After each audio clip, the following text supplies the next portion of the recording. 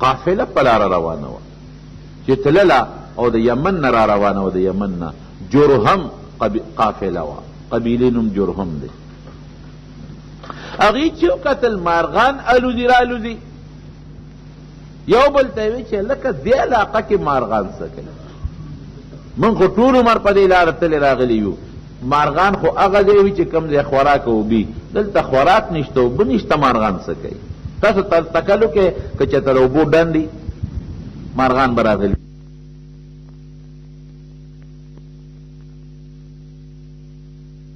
د اوبو پیډې چینه پیدا شوې، فورن قافلې والا مشران راغلي، دا ورته په چغه شو چې نه نه دلته تاسو زه نه پرېږدم. ته څوک یې؟ زما خاوند پیغمبر دی، ابراهیم علیه السلام یې نوم دی، او هغه ماله ځي راځي، او دا اوبه الله ماله را کړي دي. هغې ورته وی داسې کار دی خورې مونږ به ستا ډېر عزت کوو، ستا رنې ماشوم به قدر کوو، خدمتګاران به یو ستاسو، خو مونږ پرېږده چې مونږ دلته کې ایثار شو، دلته مونږ پړه واچوو، دلته اوسېږو تا سره. وی ښه په یو شرط یې اوبه به زمئ، هغې خو د اوبو هغه فقدان نشوالی لیدی وکړ، اوبه به زمئ. ویسکی ته تاسو خو ګورئ کوی به زمئ ستاسو به نه وي، بلکل درسره منو. اوس د ابراهیم علیه السلام دعا و د یمن بهترینه قبیله په مقدس مکه کې جرهم، اصلي عرب، هغه راغلل او پروردګار ورسره دېره کړل. ابراهیم علیه السلام به ته راته شپږ میاشتې پس، کال پس، درې میاشتې پس، دوه میاشتې پس چې کله به یې غوښتل را بغې د خپلې ښځې د بچي خبر بیا واغې بیا به راغې بیا به داسې ټیم کې راغی چې د بچي عمر یې 12 کالو ته رسېدلی، د خپلې ښځې خبر به یې غېشته، دا نه چې ګنې لاړ او 14 کاله پس راغی، نه نه، دې منځ کې به ډېر ته راته، هغه ښځې لم او دلته به هم راته. چې راغی په مکه مکرمه کې دا د راتلونکې میاشتې دا 10 لومبۍ دي، دې کې په 9مه شپه باندې د ذوالحجې خوب ولید.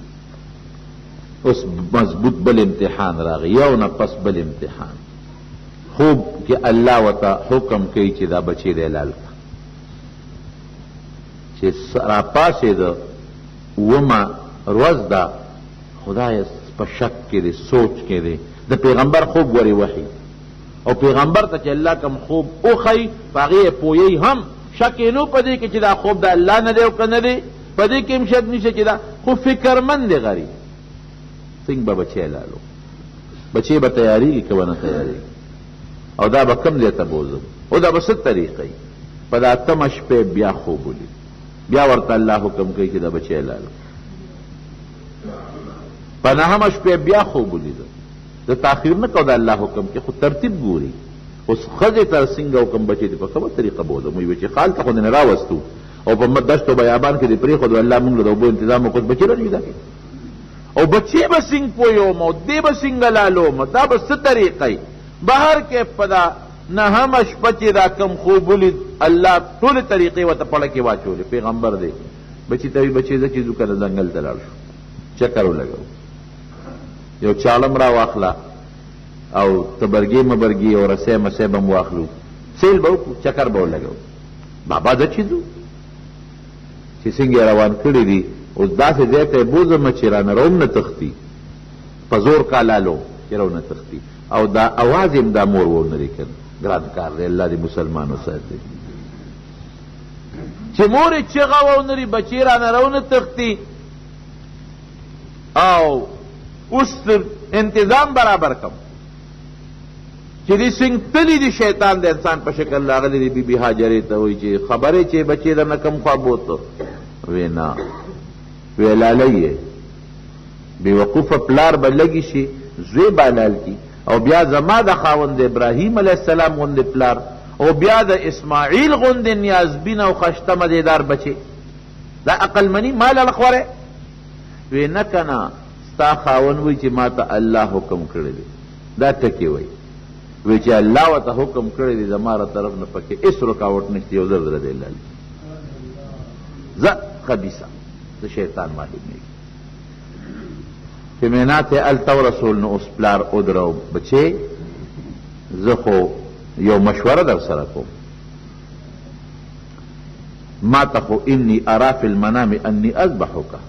د پیغمبر خوب وحی، ما ته خو الله دا حکم کړی چې درته حلال کړم، څنګه څه به کوو څه تا سره مشوره کوو بچی ورته څه وایي نه دا ورته نه وایي چې بابا خوب کې خطا شوی جوړ بابا بچی څوک وجني بابا لږ یو دو درې ورځې پې سوچ به وکړو خیر دی بابا الله نه به سوال وکړو چې دا خوب الله بدل کی ته خو د الله پیغمبر یې که نه الله ته سوال وکړو چې دا زمونږ دا مسله بدله شي زه به م الله ته وجاړم ته به م الله ته وجاړم نه دا ټولې خبرې نه کوي یا ابت افعل ما تؤمر ستجدني ان شاء الله من الصابرین بابا چې الله سوي چې یو سکند تاخیر پکې ونه کړي یو سکند به نه کړي او ما باندې غړه مه وهه ستجدني ان شاء الله من الصابرین که د الله خوښوي نو زه به لاس پې در تام ونه خوځوم او زما عمره مضبوط صبر کوونکي بل په مخ د ځمکه به راته میلاو نه شي خوشحاله شو چې یا الله ما خو د بچي متعلق فکر کو چې رضا کیږي که نه رضا کیږي سنگ به لالوم دی به څه چل کوي شکر دی چې سنگ زه ستا د حکم تابع د قرنګې زما بچي ستا د حکم تابع دی بابا یو خبره ده مفسرین لیکي بابا یو خبره ده چې یو څلور خبرې زما واوره باقي دی خوښه خپله ده خو چې په دې لاره تیریږي کله نو شیطان دغلته بیا خپل کوشش کوي ابراهیم علیه السلام ته د انسان په شکل راغی چرته دی اخو پې پوه شو پیغمبر زویم څوک لالی چې دا ماشوم بچی لالی ته د چغو ته به څنګه ټینګ شي د وینې به څنګه برداشت کې کاڼې واخېسته یو غزار یې پې وکړ سپېره ما لړه خوړی زه الله چې څه وایي هغسې به کوو او داسې یې اوویشته چې دا ځمکه اوش دی د هغه شیطان پې دننه شو درې ځله شیطان دا کرتبونه کړي دي او درې ځله ابراهیم علیه السلام پې غزار کړی دی په دا ځمکه کې دننه شوی دی اوس هغه ځایونو باندې غټې غټې ستنې دي دیوالونه دي جمرات ورته ویل کېږي حاجیان چې لاړ شي د ابراهیم علیه السلام هغه ادا الله ته خوښه ده شیطان نشته چې ته شیطان پولې او نه دا شیطانان دي برجې دي دیوالونه دي لیکن هغه ادا الله ته خوښه شوې ده هغه ادا چې الله ته خوښه شي نو پاجان وی لازم وکړه چې تاسو د ابراهیم علیه السلام دغه طریقه کوئ چې لږې میاشته کړل او مشوره وشوه بابا یو څلور خبرې زما واوره یوه خدا ده چې هله دې پوره تېره کړه چې د الله حکم کې ناراضګي را نه شي پوره تېره کړه چاړه نمبر 1 دویم دا کار وکړه بابا چې ما کله علالی نو زما د مخ ځمکې ته کا لاندې نه چاړه راکاږه ولې ځکه زما سترګې که ستا سترګو سره ولګېدې نو ته ما نشی لالولی د بچی سترګو سره چې د پلار سترګې ولګي کم ځای دا کار کېږي نو د الله حکم کې ناراستی ورشي چې د الله حکم کې ناراستی راشي دریم به دا وکړي بابا چې زما نه جامې وباسه جامې زما نه دریم به دا وکړي بابا چې چاړه به ډېره زر راکاږي او لاسونه خپې مې وتړه ولې ځکه دې وخت کې خو زه به لاس نه خوځوم خو هسې نه چې زما د مرۍ پرې کېدو سره زما اختیار ختم شي او زه ټوپونه درته شروع کړم د الله حکم کې ناراستی را نه شي لاس پرې مې کلک وتړه او څلورمه دا ده چې کمیس مخکې ما نه وباسي هسې نه چې وروسته وباسې نو اوبه شلېږي مور به مې وایي چې زوی راله جوړ په زوره لال کړی دی کبډي ورسره کړې ده پهلواني کړې ده وګوره کمیس یې ورته شکولی دی نو مخکې نه به زما کمیس وباسي او دا کمیس به زما په وینه کې ګنده کې او زما مور ته به یوسي او وصیت به وکړي زما را طرف نه چې ستا بچې د الله حکم ته په خپل اختیار تابع شوي دی کمیس مې تې په جون ایستی دی او که ستا تسلي نه کېږي دا کمیس د وینو ډک ځان سره کېده دا بویوه زما د بچي تسلي پې کوه ګوره ډېره ګران کار د 12 کالو ماشوم او داسې قسمه خبرې او دا ډېر ګران کار دی الله دې د داسې ابتلا نه مسلمان وکړي خدای به موږ مونږ نه شو کولی څوک 10 روپۍ زکات نه ورکوي